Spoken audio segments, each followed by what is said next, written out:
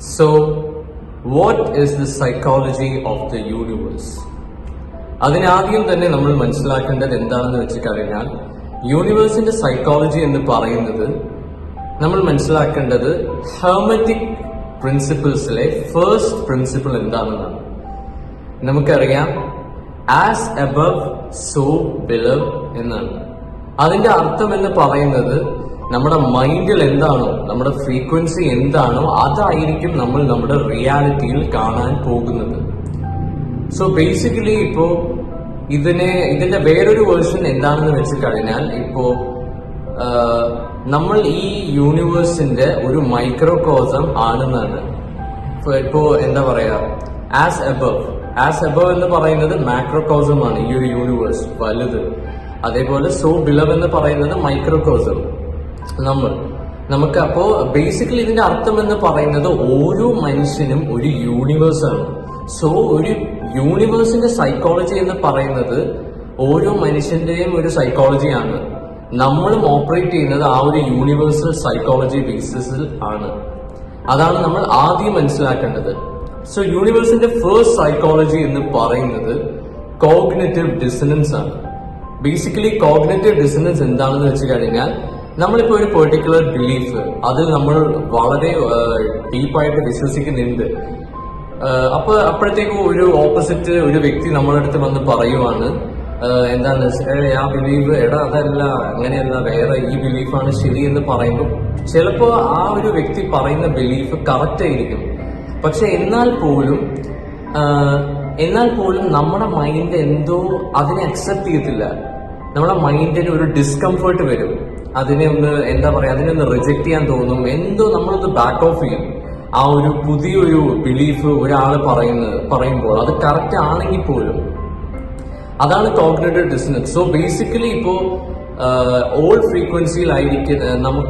നമ്മൾ ഓൾഡ് ഫ്രീക്വൻസിയിൽ ആയിരിക്കുന്ന ടൈമിലാണ് നമ്മൾ ന്യൂ ഫ്രീക്വൻസി എംബോഡി ചെയ്യാൻ ശ്രമിക്കുമ്പോൾ, ന്യൂ ഫ്രീക്വൻസിയുടെ ഐഡന്റിറ്റിയും ബിലീഫ്സ് ഒക്കെ എംബോഡി ചെയ്യാൻ ശ്രമിക്കുമ്പോഴാണ് നമ്മുടെ മൈൻഡിൽ ഒരു റിജക്ട് ചെയ്യുക അല്ലെങ്കിൽ ഒന്ന് ബാക്ക് ഓഫ് ചെയ്യുക. ഇത് ശരിയല്ലല്ല, ഇത് വല്ലതും നടക്കൂ, അങ്ങനെ എന്തോ നമുക്ക് പെട്ടെന്ന് ബാക്ക് ഓഫ് ചെയ്യാൻ തോന്നും.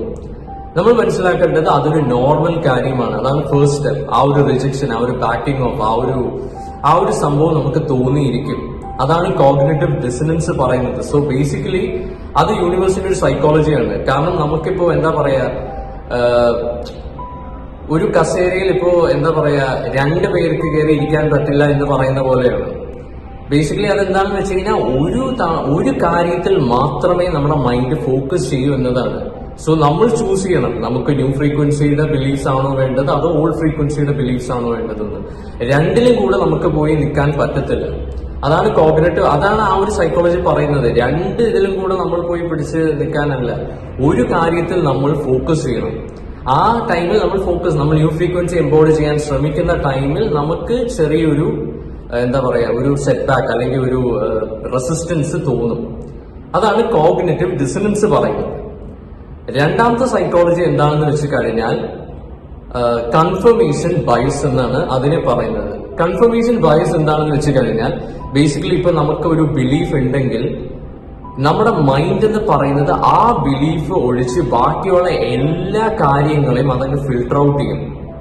അതാണ് കൺഫർമേഷൻ ബയസ്. ഫോർ എക്സാമ്പിൾ ഇപ്പൊ നമ്മൾ എടുക്കുകയാണെങ്കിൽ ഇപ്പോ നമ്മൾ റീൽസ് സ്ക്രോൾ ചെയ്യുകയാണ്. നമ്മൾ റീൽസ് സ്ക്രോൾ ചെയ്ത് ചിലപ്പോൾ നമ്മുടെ മൈൻഡിൽ ഇല്ലാത്തൊരു കോൺസെപ്റ്റ് ആണ് ഒരു റീല് വന്നെന്ന് വെച്ചോ.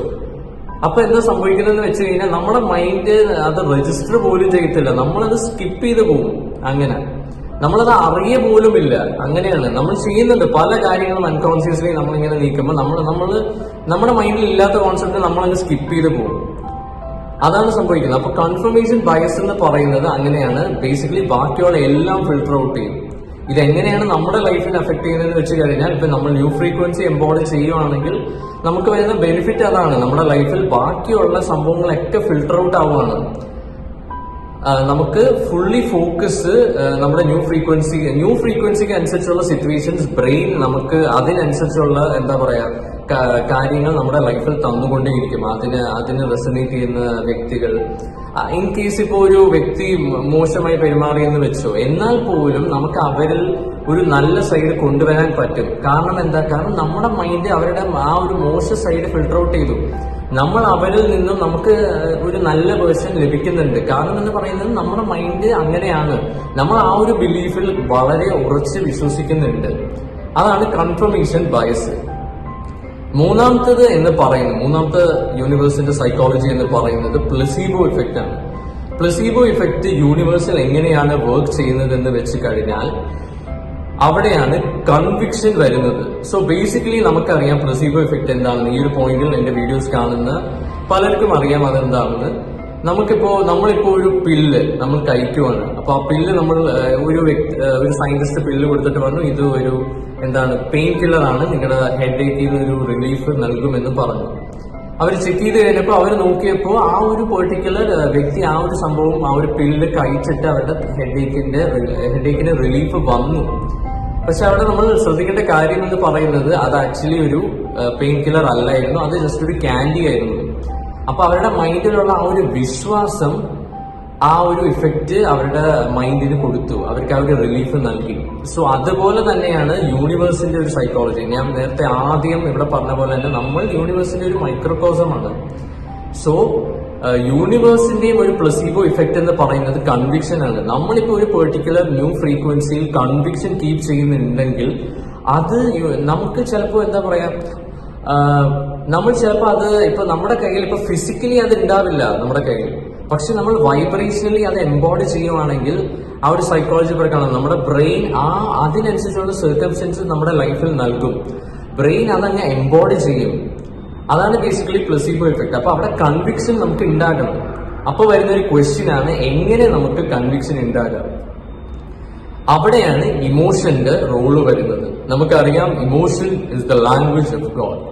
സോ ബേസിക്കലി അതെന്താണെന്ന് വെച്ച് കഴിഞ്ഞാൽ നമുക്ക് കൺവിക്ഷൻ അധികം വരുന്നില്ല, നമുക്ക് അത്രയും ഒരു കോൺഫിഡൻസ് വരുന്നില്ല എങ്കിൽ അതിന്റെ അർത്ഥം എന്ന് പറയുന്നത് നമ്മൾ ആ ഒരു ഇന്റേണലി ഇന്റൻസ് ആയിട്ട് ഇമോഷൻ ജനറേറ്റ് ചെയ്തിട്ടില്ല എന്നതാണ്. കാരണം നമുക്കറിയാം മൈൻഡിനും ഇമാജിനേഷനും റിയാലിറ്റിയും തമ്മിലുള്ള വ്യത്യാസം അറിയത്തില്ല.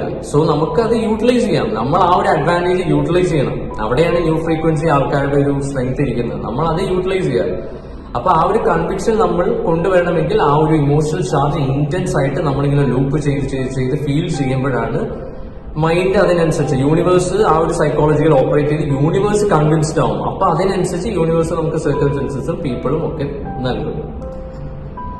ഫോർത്ത് യൂണിവേഴ്സൽ സൈക്കോളജി എന്ന് പറയുന്നതാണ് red card theory. So basically ഇതെന്താണെന്ന് വെച്ച് കഴിഞ്ഞാൽ യൂണിവേഴ്സിന് എഫിഷ്യൻസി ഭയങ്കര ഇഷ്ടമാണ്.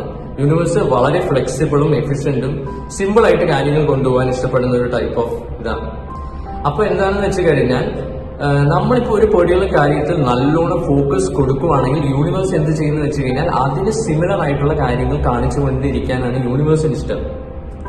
സോ റെഡ് കാർഡ് തിയറി അത് തന്നെയാണ്. സോ നമ്മളിപ്പോ അതിൽ ഫോക്കസ് ചെയ്യുമ്പോഴെന്ന് പറയുന്നത് നമുക്ക് പിന്നെ അത് തന്നെ ഇങ്ങനെ കണ്ടുകൊണ്ടിരിക്കും. ഐഫോൺ നമ്മളിങ്ങനെ വാങ്ങണമെന്നാല് പിന്നെ നമ്മൾ ഐഫോണിന്റെ പരസ്യം കാണുന്നു, ഒരാൾ ഐഫോൺ പിടിക്കുന്ന കാണുന്നു.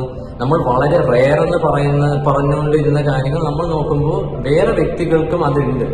സോ ബേസിക്കലി അതെന്താണെന്ന് വെച്ച് കഴിഞ്ഞാൽ അതേ സാധനം തന്നെ നമുക്ക് ഇങ്ങനെ കാണിച്ചുകൊണ്ടേയിരിക്കും. അതിപ്പോ ന്യൂ ഫ്രീക്വൻസി നമ്മൾ എംബോഡി ചെയ്യുകയാണെങ്കിൽ അത് എംബോഡി ചെയ്യാനുള്ള സിറ്റുവേഷൻസ് നമുക്ക് കൂടുതൽ ഇങ്ങനെ വന്നുകൊണ്ടേയിരിക്കും. അതാണ് നാലാമത്തെ സൈക്കോളജി. സോ ഈ സൈക്കോളജി നിങ്ങൾ മനസ്സിലാക്കുകയാണെങ്കിൽ നിങ്ങൾക്ക് നിങ്ങളുടെ ഡിസൈൻ റിയാലിറ്റി നല്ല രീതിയിൽ മാനിഫെസ്റ്റ് ചെയ്യാൻ പറ്റും. കാരണം നമുക്ക് അതിന്റെ ഒരു സൈക്കോളജി, അതിന്റെ ഒരു ഗെയിം നമുക്ക് അറിയില്ല എങ്കിൽ നമുക്ക് എങ്ങനെ യൂണിവേഴ്സിന്റെ നിന്നും ആ ഹെൽപ്പ് നേടി മാനിഫെസ്റ്റ് ചെയ്യാൻ സാധിക്കും. സോ ഈ സൈക്കോളജി ട്രിക്സ് നിങ്ങൾക്ക് മനസ്സിലാക്കി നിങ്ങൾക്ക് നിങ്ങളുടെ ഡിസൈൻ റിയാലിറ്റി നേടിയെടുക്കാൻ പറ്റും.